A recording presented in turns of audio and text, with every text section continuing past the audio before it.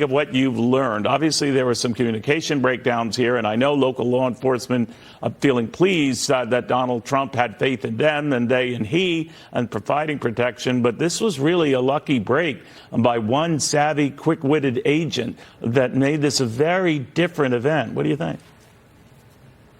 Well, I'll tell you, for me, Neil, one of the biggest sort of comparisons between this and Butler.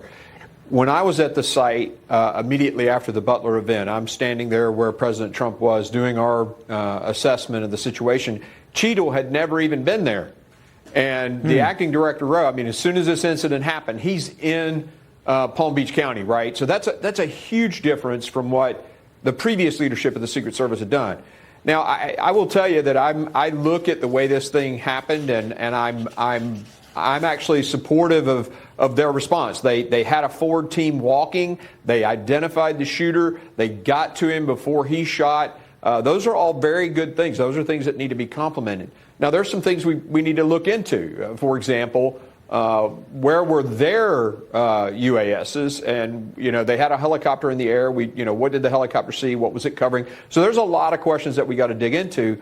But, yeah, I mean, I'm just immediately impressed with Rowe for getting on a plane and getting down there compared to Cheadle, his predecessor.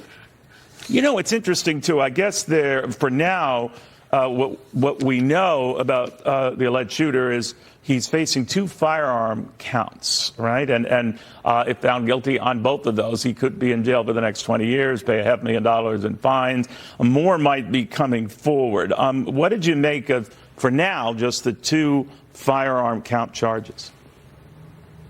Yeah, they have to have intent to charge some of the other stuff, and that's just going to take more investigative work. But they can hold him with these charges.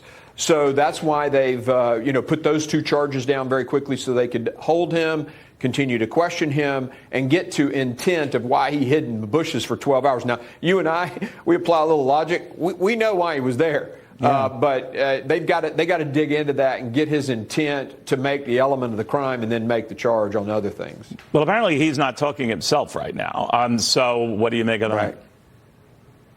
Well, I mean, he's a seasoned criminal. This guy was charged with a felony for a weapon of mass destruction. So this guy's a seasoned criminal. He knows how to handle himself in a situation like this. I saw the video clip that the sheriff talked about where he was arrested and guns around him, and he just walks out like, he's been to Baghdad and been shot in combat. So, I mean, this guy he's a seasoned criminal. I think that's the observation to make. That's a very interesting one. Chairman, could I get your take also on, apparently everyone was in agreement that Donald Trump should be afforded the same level of protection as the President of the United States, Joe Biden, right now. And it sounds like that hasn't happened yet. What did you make of that? So I had a conversation with Acting Director Rowe on, I think it was Thursday of last week, about Butler. And let me tell you, just again, it was a very candid, this is where we screwed up. These were the policies we didn't follow. Our policies are good, but we didn't even follow our own policies. I mean, he had a great laydown for myself and the ranking member. It was exceptional.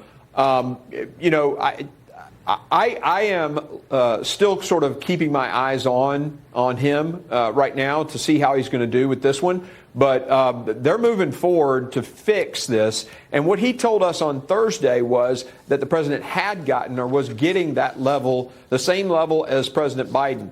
So the former president is getting the same level as President Biden, to my understanding from the conversation last Thursday. So let's say now, all right, they're going to make sure that is in place and that no matter where Donald Trump goes, there will be the same level of Secret Service protection and maybe coordination as is afforded the President of the United States with a guy who used to be President of the United States and wants to once again be President of the United States. But how do we monitor that? Well, what we do, and I'll give you an example. I'm on the task force, looking into the Butler incident. We'll see how the speaker decides whether he wants to lump this into that or create a second task force. I'll leave that to him. But, I'm on that task force. We've gotten all of the lists of things that need to be sort of addressed from the Butler, the interim report on Butler. Now, all of that's going to go forward on this too. And resource, accountability, to get to the heart of your question. will come from those task forces. We will be asking, and this was a question I asked about Butler, I want to know where every Secret Service agent was that day and the week prior.